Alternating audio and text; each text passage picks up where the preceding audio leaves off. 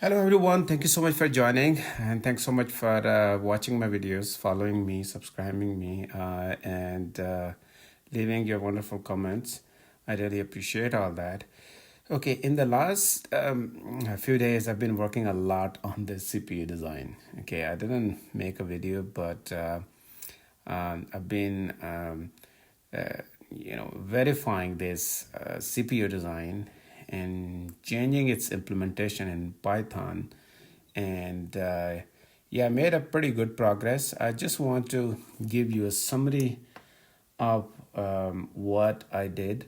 I won't be able to show you every small detail that I changed, modified, removed, added, but I'm going to give you overall summary. So first of all, enjoying that a lot. It's really fun. It's a simple design, but it has everything in it. And the other thing I'm finding very, very valuable is my physical design knowledge.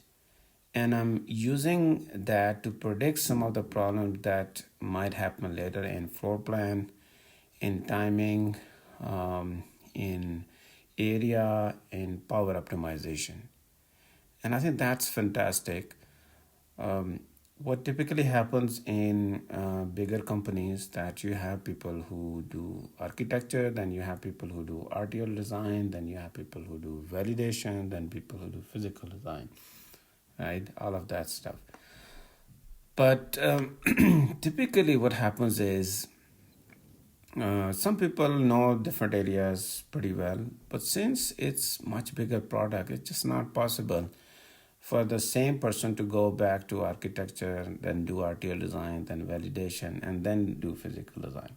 Because if that happens, the person who does physical design will make super good changes, or the implementation will be really physical design friendly. And that saves a lot of time in the later stages of the project. Okay, so what if you look at this? One example I want to give you. Uh, this was the microarchitecture we created. Okay, initially I had maybe I'd say about three different partitioning of this design.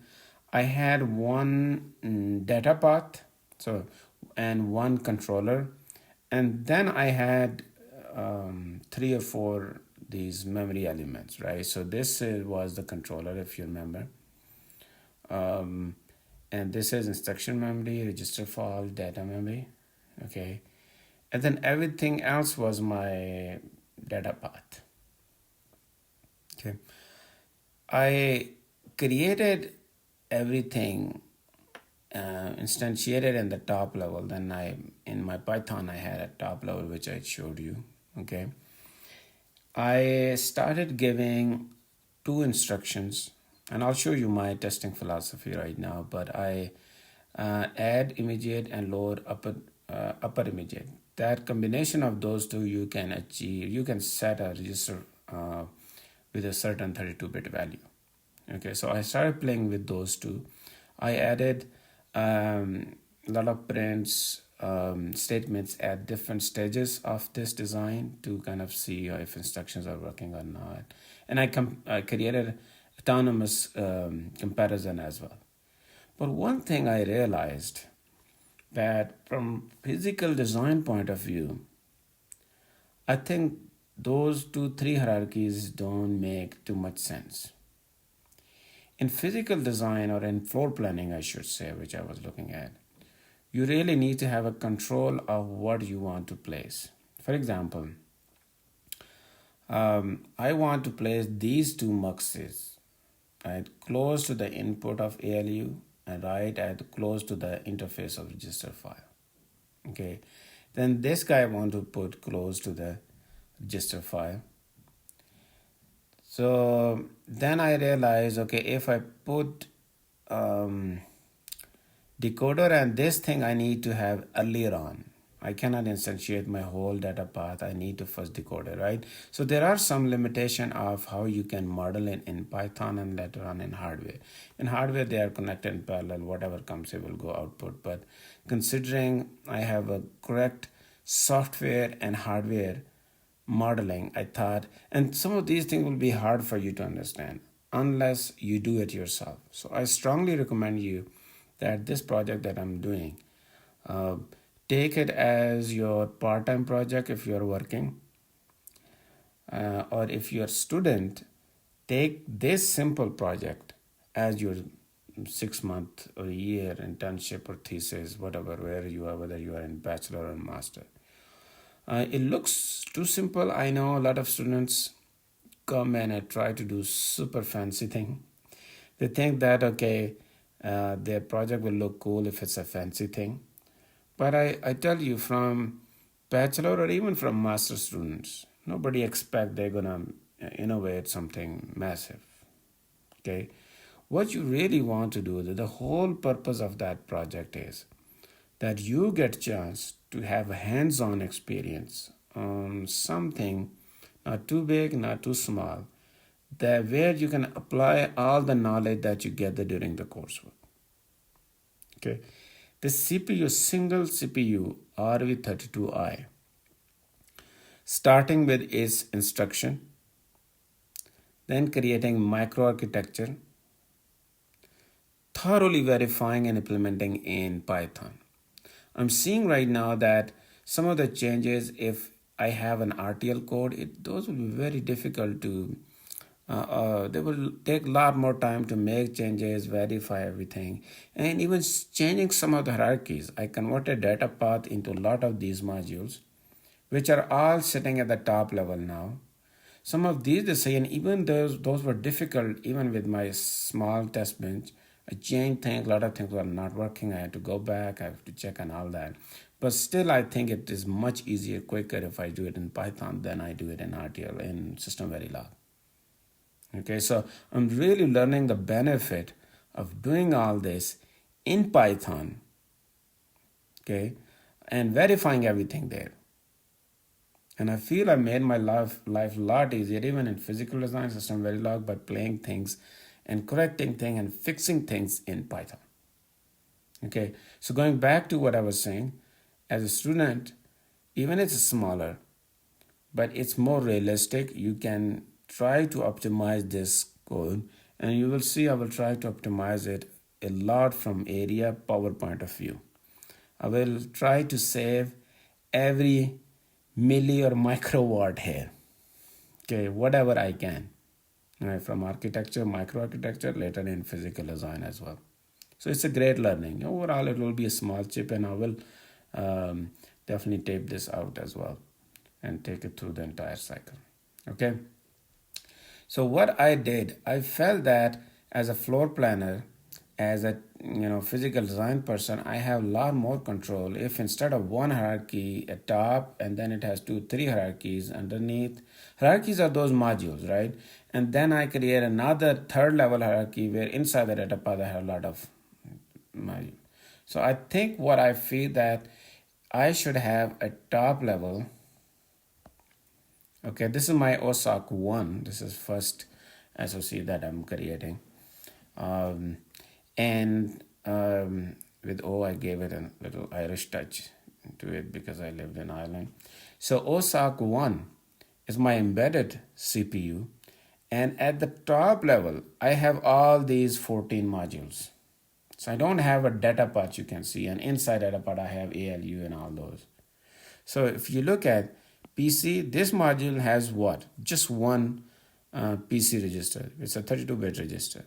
It has its enable and reset. Then I'm creating a module where instruction memory is. Later on, it will be replaced with either a model of this or lib file of actual memory. Then data memory register file. Register file we will see we create. I'm planning to create a small register file, or we will implement with flip-flops. We'll see. We'll look at the benefits and pros and cons of both approaches. Okay, why I have this PC again? I already 1, 2, 3, 4, 5, 6, 7, 8, 9, 10, 11, 12, 13. All right. I'm missing one. Okay, so let's start here. So I created this. So remember this. I'll verify these number of modules. But the main thing I want to tell you that everything has a module at the top level.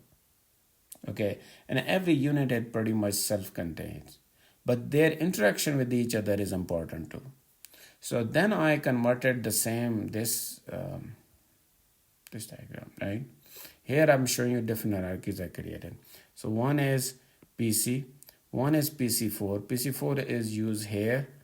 I want to put it in a different module so that I can optimize it. There's another adder here where we need PC plus this offset. We'll see if we can optimize further. Branch control unit, PC, instruction memory. Then this whole thing is decoder plus image generator, my decoder, RF. I'm putting one hierarchy for just write back. This is just one mux, but it gives me, by creating hierarchy, it gives me more control because I can pull the name of hierarchy in any bound or placement constraints and all that. Then these two just file here. Then I have ALU, store alignment unit, load alignment unit, and I'm putting data memory separate and control is separate. So in this way, at top level, it's only intermodule routing. There is no gate at the top level. I'm just making sure. Okay, we'll see maybe because of pure route buffering we will have, but there is no function level gate at the top level. Everything is within the modules. Okay. And the same picture that you see, I converted into all those hierarchies. So you see the register file, what I did a PC, PC4, PC next, BCU, decoder, and then control, ALU and muxes, register file, write back. These are the input muxes. This is load alignment unit, store alignment unit, data memory. Okay. And here in this picture, I drew based on their connection, the same signals here. And now actually I can created everything in Python. So I have a Python module for each of these things. Okay, and I call all the input signal underscore I, all the output signal underscore O, and based on that I drew this, and I can really see, and the width of the bus am I also drawing this 5-bit, 5-bit, 5-bit, 32-bit going, so I can see that this will be congested area, right? This looks congested area. These two are my congestion spots. Okay, this probably less than 1-bit, 1-bit. This has a lot of bits going because 5 bits each. A lot of bits are traveling around register file. Okay, ALU kind of center in the middle. ALU pure ALU now. It doesn't have any input mux. Those are outside. Okay, so kind of redraw this and looks pretty nice. This is really would be my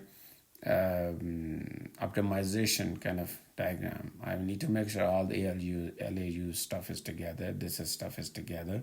This is together. Tool need to do that, but I will see if I need to give tool a little bit more help. Okay, so 14 modules 1, 2, 3, 4, 5, 6, 7, 8, 9, 10, 11, 12, 13, 14. So why I don't have what am I missing in this? Instruction memory is here, data memory is here, register file is here, PC is here. This PC came second time, which is not correct, so maybe need to put something here. Okay, so we have PC plus 4, PC next, BCU is here, control is here, ALU is here, ALU input mux is here, register file is here, LAU is here, SAU is here. What am I missing then? 1, 2, 3, 4, 5, 6, 7, 8, 9, 10, 11, 13. What is happening here? Write back max of 1, 2, 3, 4. 1, 2, 3, 4. Instruction memory is here. Let's start with PC is here, PC plus 4 is here, PC next is here, PCU is here, decoder. There you go. So we are missing decoder. Let's put which color? Maybe this color.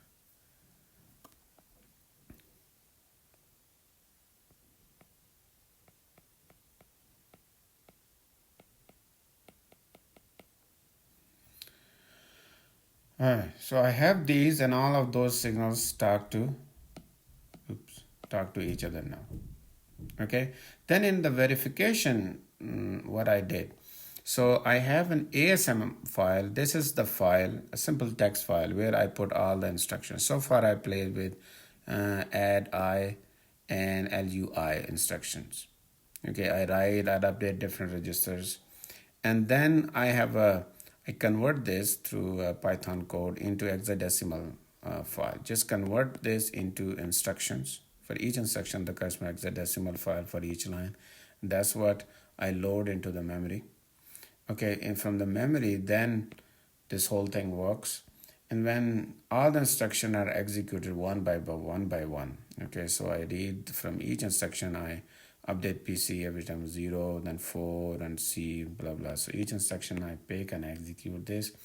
And then based on the instruction, registers are updated in Python. And then finally, I have a code which takes all the register file values of all the registers, all those 32 registers, I dump into a file. What I expect these registers to be after I execute this one, I put another text file. So then actual expected comes, and this Python code compares the two. If on any register the values are not same, it says, okay, here is mismatch. And I print a lot of things on each stage. I print PC, PC plus 4, PC next, BCU values, control values, ALU input, muxes, all these important signal here I print on the screen. And whenever instruction comes, it cycle this, instruction is this, and then I determine which code more. So far I have looked into different corner cases for add I and LUI. And I'll show you next time Python code and how different instructions are in the file and how I'm working on those. And actually, this is one. Maybe in the next video I can show you. So I started with, sort of for each instruction I will create this kind of manual. So you can see I started in add I, and add I is here. So I show up code, the instruction format, different instruction I did. So I'll show you this, and then LUI. And some of the early example, if you remember, are RISC-V architecture when I started, and I started with that book examples, Sarah and David's book. So I took those examples, remember that, and I was showing you how to assign into variables using add I, and I have all those examples now and execute, and I'll show you the values. Okay, and then I also have load upper immediate. Remember that we were using this and add I. So if you look at the first few instructions, so I'm kind of starting those instructions, summary and verification of those in my hardware Python code. So my code is very much look like a hardware. So and eventually once this is verified, then it will be really cool because I'll simply keep converting then the system Verilog. So I'm working super hard to at least all the component level testing I can figure out. Maybe another automated layer of testing I can see if I can use AI to generate it, or maybe take help from somebody.